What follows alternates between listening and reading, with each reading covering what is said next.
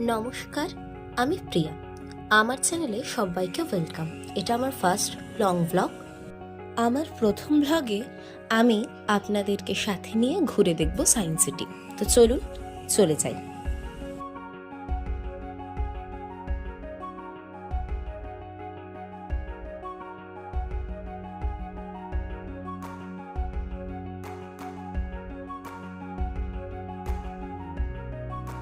Science city যাওয়ার পথেই আমরা আইসক্রিম খাওয়ার জন্য দাঁড়ালাম।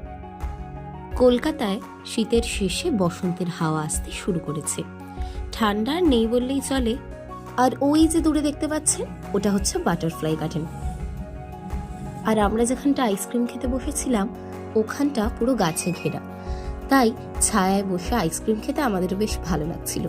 বাইরে যেহেতু প্রচণ্ড রোদ, তাই এখানটাই আমাদের জন্য যোগ্য জায়গা বলে মনে হয়েছিল।